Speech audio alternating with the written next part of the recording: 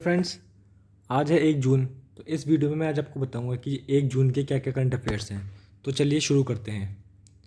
पहला question, recently which Indian women boxer has won gold medal in the Asian boxing championship. हाल ही में किस भारतीय महिला ने स्वर्ण पदक जीता है किसमें, एशियन बॉक्सिंग चैंपियनशिप जो अभी हुई 2021 में। इसका आंसर है पूजा रानी। कौन? पूजा रानी। तो दोस्तों, पूजा रानी वो महिला है जिनने कि अभी गोल्ड मेडल जीता है, और इनने जो इनके साथ जो रनर अप रहा था, मतलब जो सेकंड आया था जिनके इनकी फाइट हुई थी, वो है मैरी कॉम। कौन है? वो है मैरी कॉम। तो मैरी कॉम आई थी सेकंड, मतलब इनने जीता है सिल्वर मेडल। मैरी कॉम ने जीता सिल्वर मेडल और पूजा रानी ने जीता है गोल्ड मेडल। ठीक है ना। तो अब अगले क्वेश्चन पर बढ़ते हैं। ये देख लीजिए आप पहले एक बार कि ये पूजा रानी है और ये है कौन? ये है मैरी कॉम, और ये लड़ रही है पूजा रानी के साथ, जिसमें कि पूजा रानी विजेता हुई है और इनको मिला है गोल्ड मेडल। ठीक है ना। चलिए अब अगले क्वेश्चन पे बढ़ते हैं। अगला क्वेश्चन है हमारा, recently which country has announce the 3 child policy. हाल ही में किस देश ने 3 बच्चे पैदा करने की अनुमति दी है? उस देश का आंसर है चाइना। दोस्तों, क्या आंसर है इस देश का? इसका आंसर है चाइना। ये देखिए मैप में, ये है चाइना। अब आप सोच रहे होंगे कि चाइना ने ऐसा क्यों करा, वैसे ही वहाँ पे इतनी पॉपुलेशन है। तो मैं आपको बता दूँ कि चाइना ने इसलिए किया है क्योंकि ये देखिए, ये आर्टिकल भी है बीबीसी न्यूज़ का।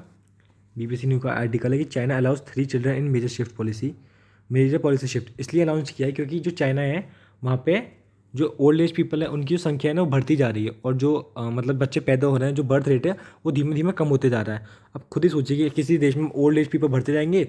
आपको पता ही है जो ओल्ड एज पीपल मतलब इतना कंट्रीब्यूट नहीं करते इकोनॉमी में।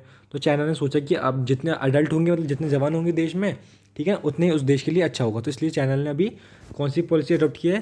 3 चाइल्ड पॉलिसी। ठीक है ना। अब अगले क्वेश्चन पे बढ़ते हैं हम अपने। अगला क्वेश्चन है, when is world milk day celebrated.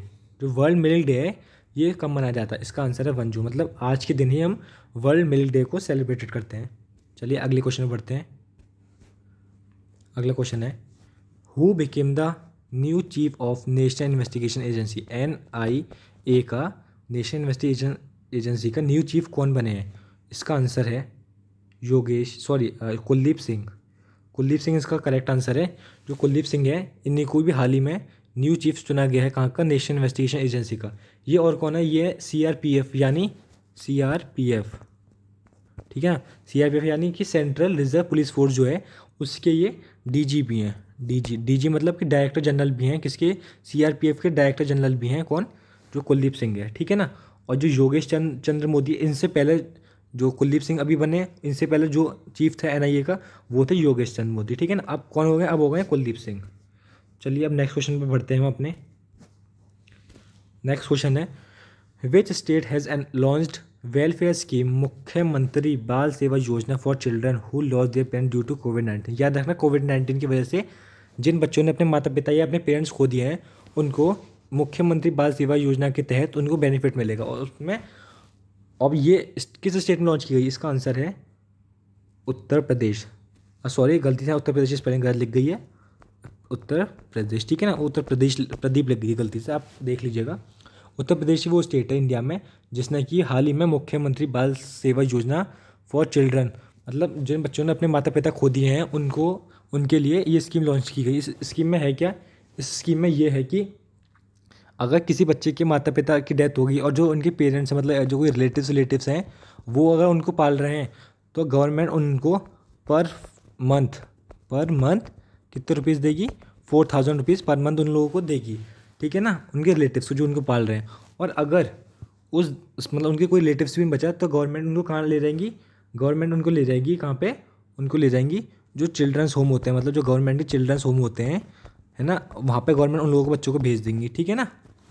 समझ गए ना। अगर उनके पेरेंट्स हैं तो उनको 4000 पर ईयर मिलेगा। कब तक मिलेगा? ये मिलेगा जब तक वो एडल्ट नहीं हो जाता, मतलब जब तक आत्मनिर्भर नहीं हो रहा था, जब तक वो 18 या 20 साल की नहीं हो रहा था, तब तक उनको 4000 रुपीज़ पर मंथ मिलते रहेंगे उनकी जो पेरेंट्स हैं। और अगर उनके पेरेंट्स नहीं हैं तो गवर्नमेंट उनको चिल्ड्रन होम्स में ले जाएंगी। ठीक है ना। चलिए अब अगले क्वेश्चन की तरफ बढ़ते हैं हम अपने। अगला क्वेश्चन है हमारा, NATO has launched military drills, what is the name of it.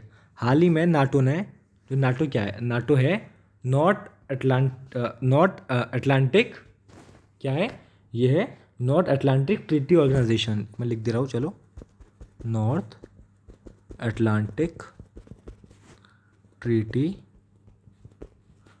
Organisation, ठीक है ना।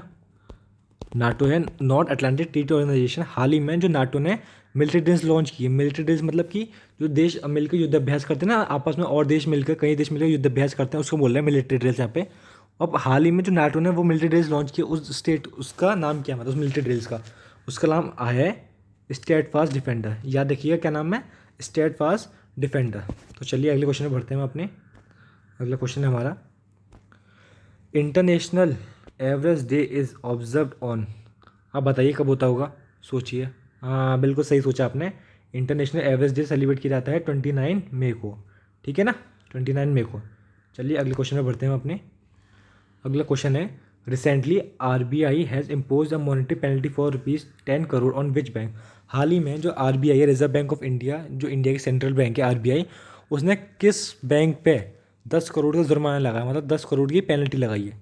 इसका आंसर है HDFC बैंक। अब आप सोचोगे कि इसी बैंक, मतलब HDFC बैंक पे क्यों लगाया गया है। इसका आंसर है कि जो बैंकिंग रेगुलेशन एक्ट है, जो बैंकिंग रेगुलेशन एक्ट जो है, एक्ट ऑफ 1949, जो HDFC ने ना इस एक्ट का उल्लंघन किया है। शायद इस एक्ट में लिखा हुआ जो चीज़ थी उसको फॉलो नहीं किया, और इसने शायद किसी मतलब नॉन फाइनेंशियल इंस्टीट्यूशन को मतलब कुछ लोन वोन शायद ऐसे कुछ करके कुछ दिया है, ठीक है। आप गूगल पे देख लीजिएगा ये, है ना। तो इस वाले एक्ट को, जो बैंकिंग रेगुलेशन एक्ट है 1949 का, इसका उल्लंघन किया, इसके लिए इस पे 10 करोड़ का, कितने का, 10 करोड़ का जुर्माना लगाया गया, ठीक है ना। अगले क्वेश्चन देखते हैं। अगला क्वेश्चन है, recently who rode the book 1232 kilometre long journey. हाल ही में जो ये बुक है, कौन सी बुक है, 1232 किलोमीटर लॉन्ग जर्नी होम, ये किसने लिखी है। इसका आंसर है विनोद कापरी, ठीक है ना। याद रखिएगा विनोद कापरी ने ये बुक लिखी है। देखिए ये है बुक, ठीक है ना, पढ़िएगा, बहुत बढ़िया बुक है ना। मैंने इसके रिव्यूज़ देखे थे, रिव्यूज़ के बहुत बढ़िया है, आप ज़रूर पढ़िएगा इस बुक को, अगर पढ़ सके तो। बहुत बढ़िया बुक है, किसने लिखी है, विनोद कापरी ने, ठीक है ना। चलिए अगले क्वेश्चन की तरफ बढ़ते हैं। अगला क्वेश्चन है हमारा, who has become the fastest women to scale Mount Everest. मतलब किस वुमेन ने सबसे तेज माउंट एवरेस्ट की चढ़ाई की है। और ये हाल ही में, शायद कल की, मतलब कल का ही दिन है जब ये न्यूज़ आई है। और इसका आंसर है सांग यिन होंग। कौन है सांग यिन होंग, ये कहाँ की है, ये है हांगकॉन्ग की। इनने सबसे तेज़ माउंट एवरेस्ट चढ़ने का रिकॉर्ड बनाया है वुमेन्स में, ठीक है ना। याद रखना, वुमेन में सबसे तेज माउंट एवरेस्ट किसने चढ़ा है, ये चढ़ा है सांग यिन होंग, जो है कहाँ की, ये है हांगकॉन्ग की। बछेंद्री पाल देख लेते हैं। जो बछेंद्री पाल है, ये है इंडियन की जो फर्स्ट माउंट एवरेस्ट क्लाइंबर, मतलब फर्स्ट वुमेन है जिन्हें माउंट एवरेस्ट चढ़ाता है, ठीक है ना। वो कौन है, वो है बछेंद्री पाल। और जो ये जुनको टबेई हैं, ये कौन है, ये है वर्ल्ड की फर्स्ट वुमेन जिनने क्या करा था, माउंट एवरेस्ट चढ़ता, ठीक है ना। और जो ये प्रेमलता अग्रवाल है, ये भी इंडिया की माउंटेनियर है, मतलब ये भी इन्होंने भी माउंट एवरेस्ट को क्लाइंब किया है, ठीक है ना। चलिए अगले क्वेश्चन तरफ बढ़ते हैं हम अपने। अगला क्वेश्चन है, Which state will include disaster and pandemic management in school and college curriculum। हाल ही में किस स्टेट ने, मतलब इंडिया के किस स्टेट ने जो ये है pandemic management in school and college curriculum को अडॉप्ट किया है। इसमें होता है क्या, इसमें जो मतलब स्कूल में जो बच्चे हैं उनको सिखाया जाता है कि मतलब अगर कोई डिजास्टर आता है तो हम उसको कैसे मिटिगेट कर सकें, कैसे मिटिगेट कर सकें। मिटिगेट मतलब कि हम उसको कैसे लॉस, मतलब उसको हम कैसे कम कर सकें, उसका जो लॉस हो रहा है हम कैसे बच सकें, ठीक है ना। ये इसका आंसर है, इसका आंसर है उड़ीसा, ठीक है ना। हाल ही में उड़ीसा ने ही इसको अडॉप्ट किया है, national disaster and pandemic management को स्कूल और अपने कॉलेज करिकुलम में, ठीक है ना। देख लीजिएगा डिजास्टर मैनेजमेंट प्रोसेस।